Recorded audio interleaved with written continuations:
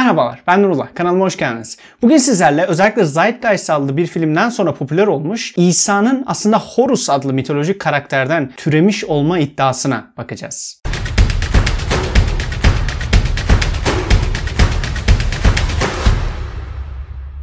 Bu noktada özellikle tarihsel bir bakış açısıyla İsa seriminin ilk 2 bölümünde zaten aslında İsa'nın tarihsel olarak yaşamış olduğuna dair elimizde ne kadar güçlü delil ve kaynakların olduğundan söz etmiştim. Ayrıca orada sadece İncil'i değil, ayrıca İncil dışı ve bağımsız kaynak olarak nitelendirebileceğimiz diğer kaynakları da kullanıp sizlere göstermiştim. Ancak özellikle Zeitgeist adlı filmden sonra İsa'nın aslında eski mitolojik bir karakter olan Horus'tan türemiş ve gerçekte yaşamamış olan bir kişi olduğu iddiası ortaya çıktı. Ki bu noktada Horus'un yaşam hikayesiyle İsa'nın yaşam hikayesinin ne kadar birbirine benzer olduğu ve birçok ortak yönün bulunduğu iddiaları vardır. Gelin isterseniz teker teker bu iddialara bir bakalım. Gerçekten de İsa ve Horus'un yaşam hikayeleri birebir sanki kopyala yapıştırılmış kadar benzer mi? Bu noktada ilk iddia Horus'un annesinin de bakire olduğu iddiasıdır. Ki biliyorsunuz İsa'nın doğumu annesi Meryem'in bakire olmasına rağmen mucizevi bir şekilde ona gebe kalmasıyla gerçekleşmiştir. Bu noktada aslında Horus'un annesinin bakire olduğu iddiası hiçbir tutarlılığı olmayan bir iddia.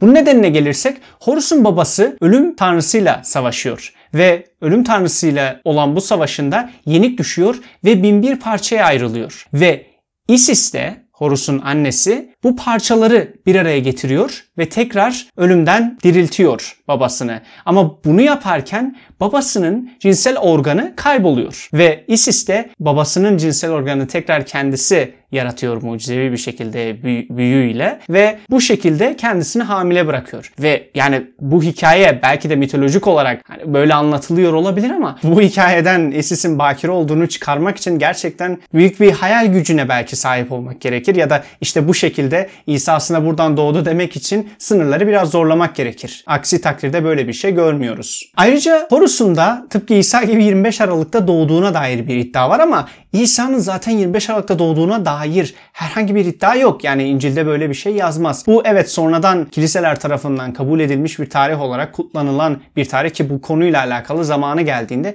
bir video yapacağım. Neden 25 Aralık seçilmiş? Ancak İsa'nın 25 Aralık'ta doğduğuna ve bu yüzden de işte Horus'un da 25 Aralık'ta doğmuş olmasının bir benzerlik taşıdığı iddiası da asılsız. Ayrıca bu noktada Horus'un da 3 tane yıldız bilimci tarafından doğumunda ziyaret edildiğine dair bir iddia vardır. Ancak yine aynı şekilde İsa'nın doğumunda gelen yıldız bilimcilerin sayısı İncil'de yazmaz. Evet, 3 tane hediyeden dolayı 3 yıldız bilimci olabilir düşüncesi ortaya çıkmış. Ancak normal olarak 3 tane yıldız bilimci diye kesin bir dille söyleyebileceğimiz bir anlatı yok İncil'de. Bu noktada bunları da bu şekilde bağdaştırmak ya da aynı kabul etmek yanlış. Ayrıca bir iddiada Horus'un aynı İsa gibi çocukluğunda Mısır'a kaçtığı iddiasıdır ki bu aslında tam tersi. Evet, İsa çocukken Mısır'a kaçıyor ancak Horus Mısır'dan kaçıyor. Yani Mısır kendi memleketinden dışarıya çıkıyor. Bu noktada yani birbiriyle çatışan bir aslında anlatı. Bunu da sanki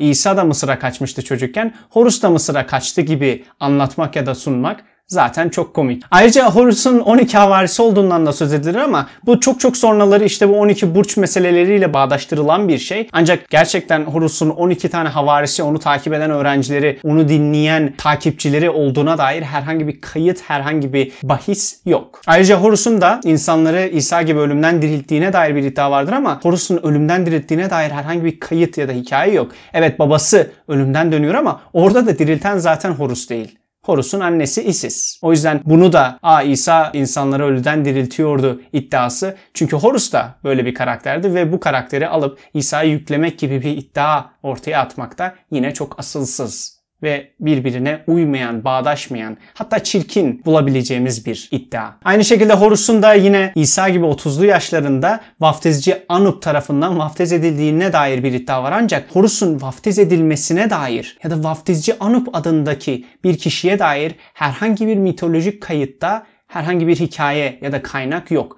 Yani bu noktada İsa'yı işte aynı hikaye İsa'ya da yansıtılmış diyebilmek için böyle bir uydurma bir şey ortaya atmak da yine çok çirkin ve gerçekten yanlış. Ve aynı şekilde Horus'un da İsa gibi su üstünde yürüdüğü iddiası var. Ancak buna dair de yine elimizde hiçbir kaynak, hiçbir delil, hiçbir hikaye yok. Ve son olarak bir başka komik iddiada Horus'un da çarmıha gerilip öldüğü. Ancak bunun hiçbir aslı ve astarı yok. Çünkü Mısır döneminde haç yoktu. Haç bildiğimiz kadarıyla Büyük İskender'den sonra ortaya çıkmış, icat edilmiş bir alet. Yani bu noktada Horus'un çarmıha gerilip öldüğü gibi bir iddiada yine çok gülünç ve çok yanlış ve çirkin bir iddia.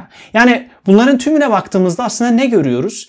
Gerçekten de böyle iddiaların, yani İsa'nın zaten aslında dediğim gibi ilk 2 bölümümüzü tarihsel bir bakış açısıyla İsa serimizin bunları güzel bir şekilde inceledik ve İsa'nın nasıl tarihsel olarak bir kişi olduğuna, yaşamış, gerçekten de yaşamış ve öyle işte mitolojik karakterleri inceleyen bazı Yahudilerin işte ya da İsa'ya o dönemde inanmış kişilerin ortaya çıkardığı bir hikaye karakteri, bir kurgusal karakter değil, gerçekten de tarihte yer edilmiş bir kişi olduğunu kanıtlamış olmuştuk. Ancak işte yine bu tarz böyle popülist ve komplo teorileri türünde iddialar da gerçekten çok fazla ortaya çıkıyor ve özellikle YouTube platformunda çok fazla izleniyor. Çünkü işte bu şekilde İsa aslında mitolojik bir karakterdi ve şuradan kopyala yapıştır yapıldı gibi bir şey söylendiğinde insanlar gerçekten o videoyu izlemek istiyor. O videoyu ne kadar ilginç diyor. Ancak işte bu tarz aslında komplo teorisi ve bu tarz çok sansasyonel iddiaları gerçekten kaynaklarına gidip inceleyen insan sayısı çok az. Bu çok üzücü. Çünkü gerçekten burada bahsedilen iddialar teker teker tıpkı bu videoda yaptığımız gibi incelenilse zaten yine aynı durumların ortaya çıktığını göreceğiz. Çünkü bu noktada İsa'nın bu şekilde karşılaştırıldığı birçok farklı karakter de var mitolojik olarak. Ancak yine aynı durum mevcut. Yani ya bir tane, 2 tane belki böyle bir yerinden uyuşan bir şeylerin olduğu ama diğerlerinin hepsinin uyuşsun diye uydurulduğu birçok alıntı, birçok iddia, birçok veri gibi gözüken şey var. Bu noktada aslında hem bu videonun güzel de bir ana fikri olarak size şunu vermek istiyorum. İnternette izlediğiniz ya da duyduğunuz, yani sadece internette değil, nerede olursa olsun duyduğunuz şeylerin kaynağını özellikle kendiniz, yani başkalarına bırakmadan araştırma zahmetine girin. Yani evet, sizin için bu araştırmayı yapmış ve size bunu sunan kanallar ya da kişiler olabilir. Bunlardan da dinleyebilirsiniz. Ama onların dahi sunduğu şeylerde kaynak arayın. Bu noktada gerçekten bu en temel şey olmalı. Özellikle bu tarz iddialara karşı. Çünkü aksi takdirde asılsız iddia ortaya atmak ve bu tarz iddiaları popülist bir şekilde, popüler bir hale getirmek ve sunmak çok çok kolay. Özellikle bizim şu yaşadığımız dijital çağda. Bu videoda buraya kadardı. Kısa ama önemli olduğuna inandığım bir video oldu. Biz şu an İsa'nın zaten yaşamış olduğuna dair ilk 2 bölümde bitirmiştik ve şu an İsa'nın çarmıhı, yani İsa'nın ölümü kısmındayız ve o seride devam edecek. Ama o seriye devam etmeden önce bu tarz bir iddiayı da ele alıp sizlere gerçekten de nasıl İsa'nın yaşadığını tarihsel olarak gösterdiysek ve buna karşı atılan iddiaların da ne kadar yersiz ve yetersiz olduğunu göstermenin de faydalı olabileceğini düşündüm. Ve bundan sonraki serimizde İsa'nın ölümüyle alakalı konuşmaya devam edeceğim. Videoyu beğendiyseniz aşağıdan beğen butonuna tıklayıp kanala abone olmayı unutmayın. Ayrıca çan butonuna tıklayarak da bildirimleri aktif hale getirebilirsiniz.